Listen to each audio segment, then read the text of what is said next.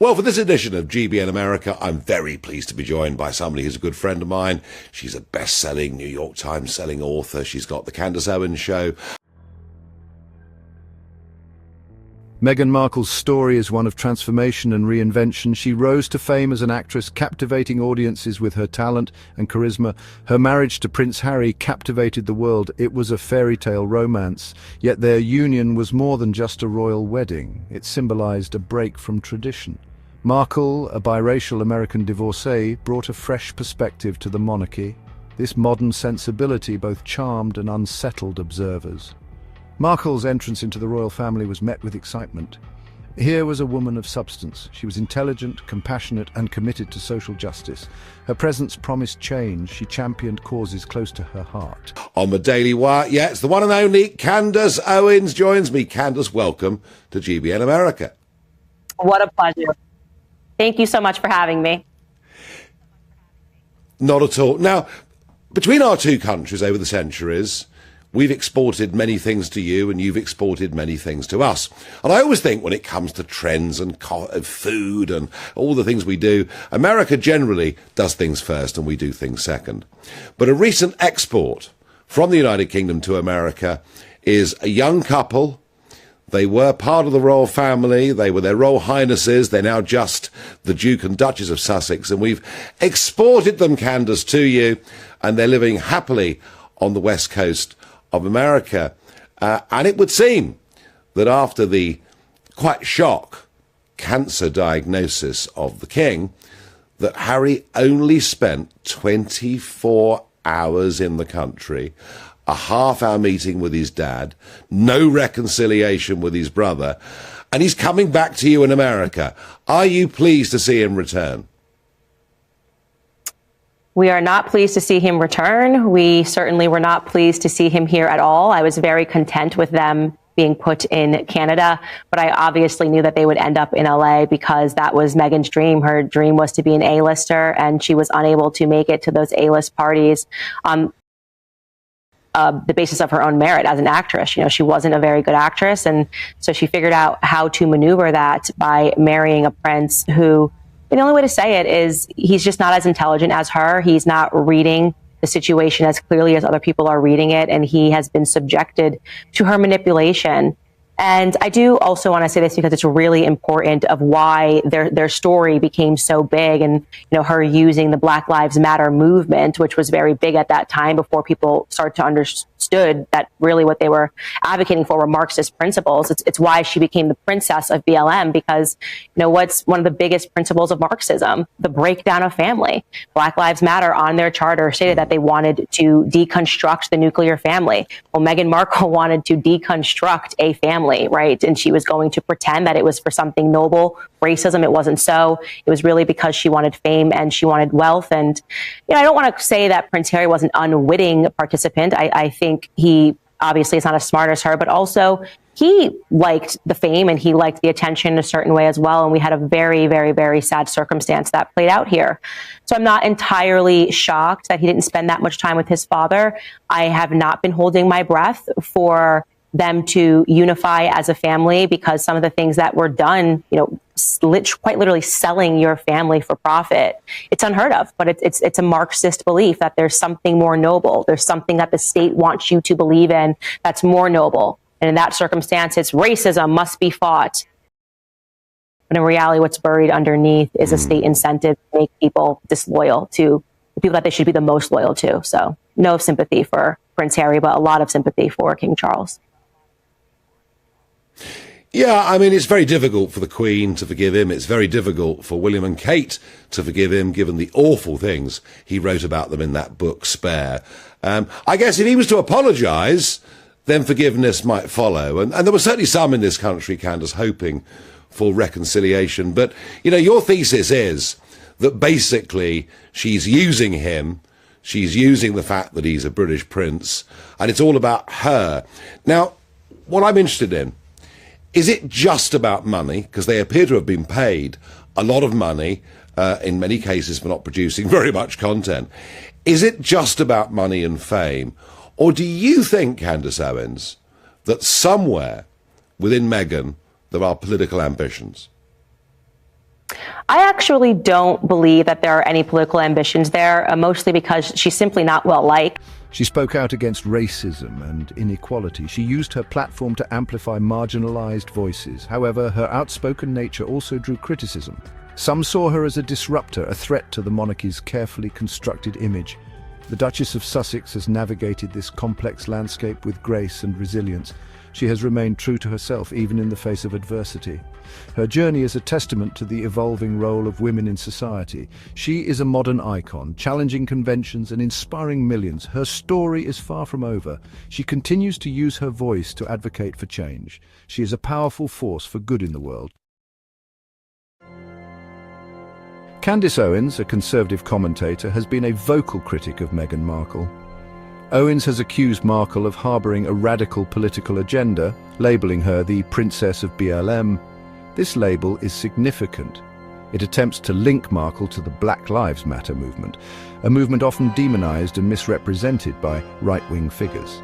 Right, and she's not a very good actress. I saw right through it from the very beginning when she was pretending she was going to stay in the royal family. I was the first commentator that said, this woman is going to make it back to Los Angeles. I just saw her coming.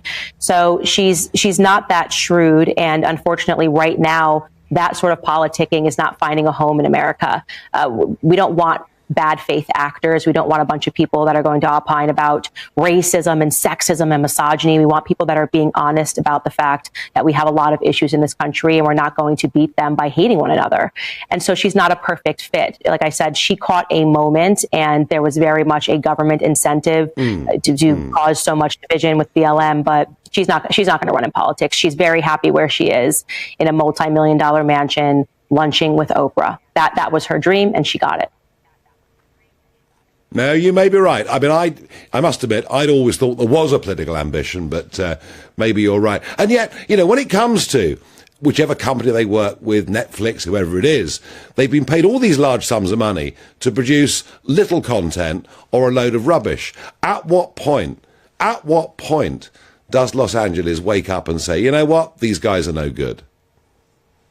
I think that's starting to happen now. I mean, the executive over at Spotify pretty much said that these are a bunch of lazy people with bad ideas that feel entitled to money. It's the ultimate entitlement is what you're taking a look at. And I don't know if any person listening to this program actually took the time to listen to the podcast that she produced on Spotify. I did. It was a source of great humor for me. And I played some of those tidbits on the show. It's weird. It's raspy. It's her talking about her dreams, talking about, the patriarchy and feminism and just all of the buzzwords that get you invited to the right parties in LA, but there's no substance behind it. And as I said, Owens' statement reflects a wider attempt to discredit Markle's activism. Owens' criticisms often target Markle's authenticity.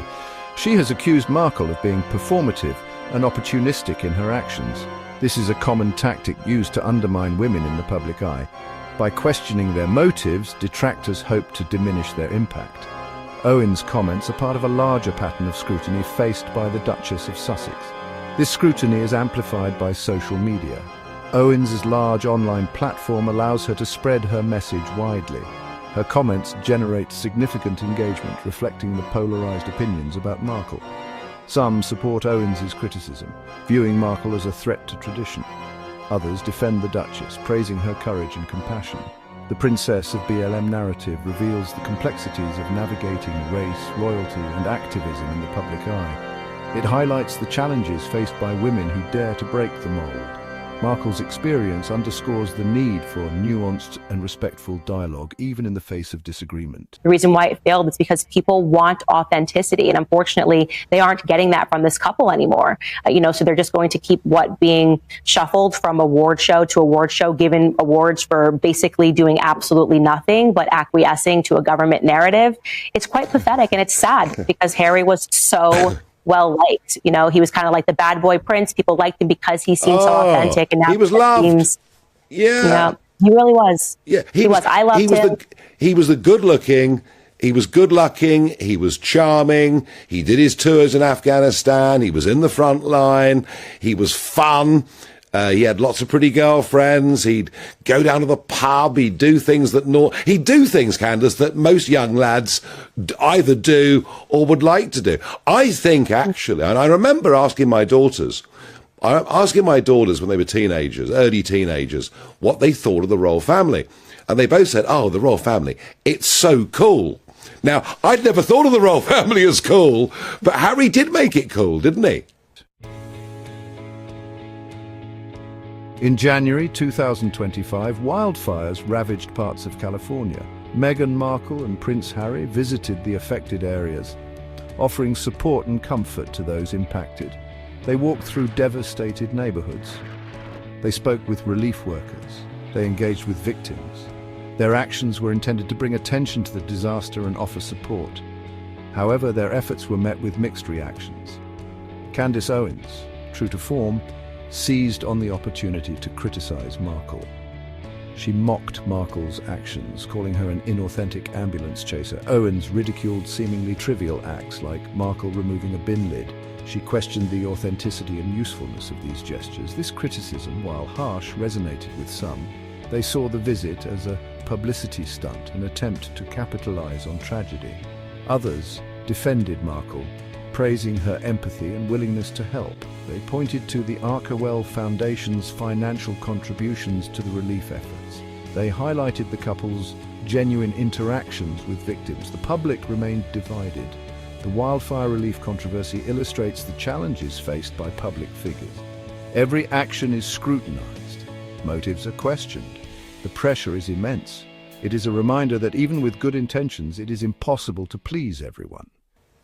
He did make it cool, and then all of that went away and he became very whiny, and he went the way of what we call modern psychotherapy, where therapists sit across from you and tell you that every little thing that ever happened to you makes you a special victim, and no matter how horrendous you act, once you receive that status of victimhood, everyone must understand. And that was the thing for me that I thought was just so disgusting, was, utilizing Princess Diana, someone who was very well loved in America, and pretending that you were speaking for her from the grave, which is something that Meghan Markle did. This Freudian transfer of I'm now Princess Diana and I must be saved. It's sickening and manipulative. And her reasons for doing that was she thought that it would reserve her as untouchable, as if any person with a brain believes that what Princess Diana would have wanted was for her two sons not to be speaking. What Princess Diana would have wanted was for her granddaughter, Charlotte, to be placed in a book for millions of dollars, right? She threw a temper tantrum and upset Meghan, and Meghan cried in a heap on the floor. This is written in spare, throwing your niece under the bus. Let's just dissolve that illusion that Princess Diana would have been okay with that, because she would not have been okay with any of that. Yeah. No, of course not. No, of course not. Of course not. The Archewell Foundation, founded by the Duke and Duchess of Sussex, is committed to supporting a range of causes. From mental health awareness to disaster relief, the foundation strives to make a tangible difference in the world. Following the California wildfires, Archewell donated funds to support recovery efforts. They also used their platform to raise awareness and encourage others to contribute. The foundation's work is a testament to Markle's commitment to social justice.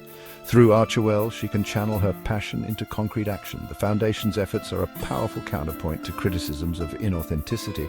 They demonstrate a sustained commitment to making a difference. However, even the foundation's work has not escaped scrutiny. Some critics view it as a vehicle for self-promotion, a way for the Sussexes to enhance their image. Others question the effectiveness of their philanthropy. They point to the lack of transparency surrounding the foundation's finances. Despite these criticisms, the Archewell Foundation continues its work. It remains a beacon of hope for many. It serves as a reminder that even in the face of adversity, positive change is possible. The Foundation's legacy will likely be debated for years to come. However, its impact on the lives it touches is undeniable.